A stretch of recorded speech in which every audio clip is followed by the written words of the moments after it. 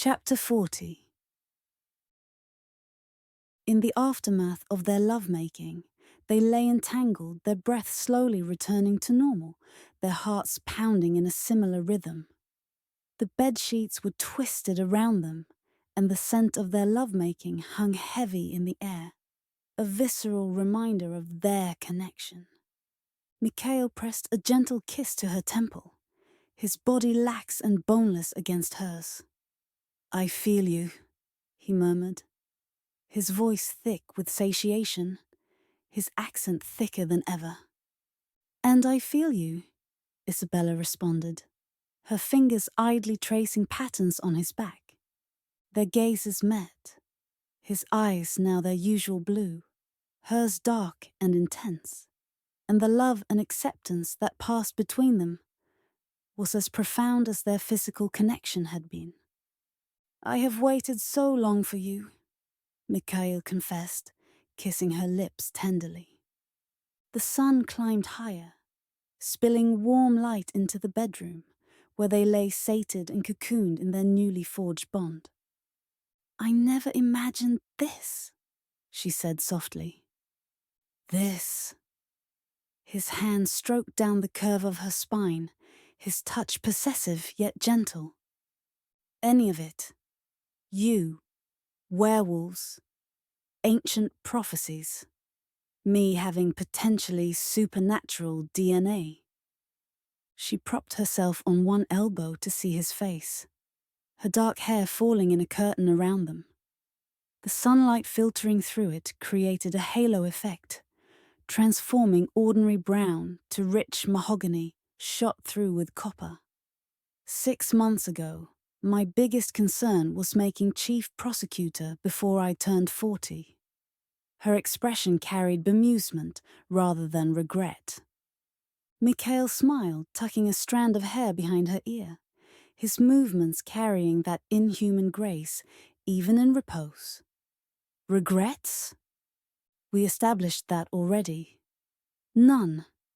She pressed a kiss to his chest, right above his heart, where the silver-scarred wound marked him. The scar tissue felt smoother than the surrounding skin, slightly cooler to the touch. But it is disorienting sometimes, to realize how much has changed. "Change is the only constant in long lives," he said, a hint of ancient wisdom in his tone. "You learn to ride the current rather than fight against it." "How old are you really?"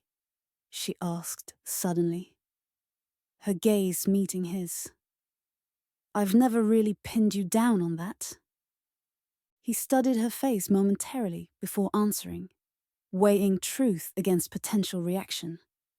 "I was born in 1045 AD. My clan originated as part of the Rurikid dynasty near Kiev." Isabella blinked, her mind quickly calculating. "So, when you said you've been waiting for me..." "I've lived through wars, revolutions, the rise and fall of nations." His eyes held hers, centuries of experience in their depths. "But yes, in some ways, I've been waiting. Not specifically for you, I couldn't have known, but for someone who would see me clearly and not turn away." Isabella's throat tightened with emotion, her usually composed expression softening. "That's a very long wait. Worth every year." His hand cupped her face, thumb brushing across her cheekbone with reverent care. "But now we face new challenges together. The prophecy, your awakening abilities, the ripples our union will send through supernatural communities." Isabella sighed dramatically, a playfulness emerging that few outside her closest circle had ever witnessed. "Can't we just enjoy being newlyweds for a while? Take a honeymoon? Pretend we're a normal couple for at least a week?" Mikhail laughed, the sound rich and genuine, centuries of reserve momentarily forgotten. "Where would you like to go?" "I own properties throughout Europe. Paris, perhaps, or Venice." Hmm. She pretended to consider, tapping her finger against her lips in exaggerated contemplation. Somewhere remote. Somewhere we can be ourselves without witnesses. Somewhere I can learn more about whatever abilities might be waking up in me without accidentally causing an international incident. I have a cabin in the Canadian Rockies, miles from anything resembling civilization. Spectacular views. His hand traced patterns on her bare shoulder, his expression growing heated again. Lakes so clear you can see straight to the bottom, mountains that touch the clouds. Private hot tub? She asked, raising an eyebrow, a mischievous smile playing at her lips. Of course. And a fireplace in the bedroom. His voice dropped lower, accent thickening. The kind that casts beautiful light across bare skin on cold mountain nights. Perfect. Isabella settled against his chest again, listening to his steady heartbeat. We leave tomorrow. Tomorrow? He sounded amused, one eyebrow lifting. That's very soon for making arrangements. Katerina will have my head. I've learned from you that waiting usually just means giving your enemies time to organize. She tilted her head up to meet his gaze, her expression shifting to that determined look she wore when presenting closing arguments. Besides, I'm impatient to have more uninterrupted time with you. Always the strategizing. His arms tightened around her carefully, protective yet respectful of her strength. Tomorrow it is. They lay together in comfortable silence as the sun rose higher. Isabella felt contentment unlike anything she'd known before. A sense of rightness, belonging, and purpose. The bedroom around them reflected their shared life. Her legal texts, sharing shelf space with his ancient leather-bound volumes, her practical cotton robes hanging beside his silk ones, their scents mingling in the air like complementary notes in a perfume. A distant howl rose from somewhere in the forest beyond their home. The same haunting call she had heard during the ceremony. Isabella felt it resonate within her blood. A strange vibration that seemed to entrain with something newly awakened inside her, like a tuning fork struck at precisely the right frequency.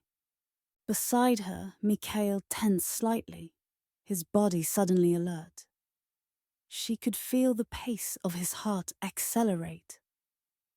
There it is again, she said quietly, focusing on it. You can still hear it. His voice held a note of concern, his arm tightening almost imperceptibly around her. Yes, clearer than last night. She sat up, drawn to the sound, the sheet pooling around her waist. What is it, Mikhail? It's not one of our pack. Her head tilted slightly, listening with newfound acuity. The call seemed to bypass her ears, vibrating directly in her bones and blood. He sat up beside her, his expression grave, eyes dark. Number, it's older, wild, yet not. His gaze searched hers. What does it make you feel? Isabella considered the strange pull in her blood, the inexplicable certainty that the call was meant for her. She sorted through the sensations with her characteristic precision, cataloguing each unfamiliar feeling. Like it's calling to something inside me that's just waking up, she admitted, a hint of wonder in her voice. Something that wants to answer. To her surprise, she felt an urge rising in her throat, the instinct to respond, to call back. Without fully understanding what she was doing, Isabella moved to the open balcony doors, tilting her head back, letting instinct guide her. The warm sunlight bathed her face, the morning breeze carrying the scents of pine and distant wildflowers. The sound that emerged from her throat was not quite human. A call that rose and fell in haunting cadence, echoing the distant howl while adding something uniquely her own to its melody. Her usually measured voice transformed into something primal, ancient and powerful. It rang across the valley, bouncing between hills, seeming to make the air vibrate in sympathy. In the silence that followed, Isabella pressed a hand to her throat, shocked by the sound she had produced. "What was that?" she whispered. Mikhail came to stand beside her, his expression a mix of awe and concern. "The voice of a luminary," he said quietly, answering the call of what the old stories named guardian wolves. Ancient spirits that protected the balance between worlds. "And that's significant?" Her question was typically direct, though her voice still held a trace of wonder. "Isabella." He turned her gently to face him, his hands framing her face with care, tinged with urgency. "Guardian wolves haven't been heard in North America for over a century. They disappeared when the last luminary bloodlines were hunted to near extinction." "Wait, hunted?" Isabella pulled back slightly, her full attention immediately engaged.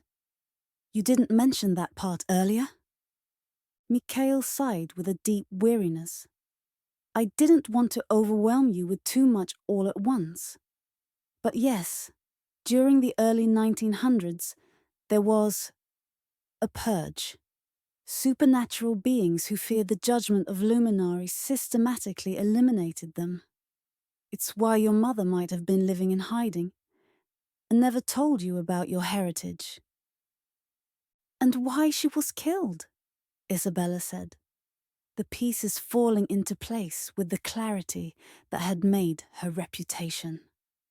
"But how would anyone know what she was if she was in hiding?" "There are ways to detect luminary blood, especially as it begins to manifest. Signs, omens." He glanced toward the forest. "Guardian wolves appearing would be one such sign." A shiver ran through her that had nothing to do with the morning air. So much for a quiet honeymoon in Canada. Mikhail's laugh was soft but genuine. "I never promised you an ordinary life, Isabella Santos. Only an extraordinary one." "I suppose that's a fair trade." She stretched up to kiss him, a gentle press of lips that held promise of a deeper connection. "As long as we face it together." "Always," he promised against her lips, centuries of loneliness giving weight to the simple word. Far off in the forest, the guardian wolf howled once more, a sound that seemed to contain approval, acknowledgement, and warning all at once. This time, Isabella let the answering call rise naturally from her throat, her voice blending with Mikhail's deeper howl in harmonious counterpoint. The sounds twined together, rising through the clear morning air, carrying across the valley and echoing back from distant hills. As their voices echoed across the forest canopy, Isabella felt a profound certainty settle in her bones. Whatever challenges lay ahead, whatever her awakening abilities might reveal, whatever enemies might rise against them, whatever prophecies might unfold, they would face them as they had faced every threat since that first night at the gala. Together, human and lichen, justice and raw power. In the distance, wolves began to gather, shadows moving between trees, drawn by the call they had sounded. Guardian wolves were coming to acknowledge the new Orleans, the awakening power, the beginning of the prophecy. Their forms were more substantial than ordinary wolves, larger and somehow more present. Their coats shimmering with impossible colors when sunlight struck them directly. Isabella felt no fear as she watched them approach, only anticipation. Her hand found Mikhail's, fingers intertwining as they stood together on the threshold between worlds, between human and supernatural, between past and future, between what they had been and what they were becoming. It was just the beginning.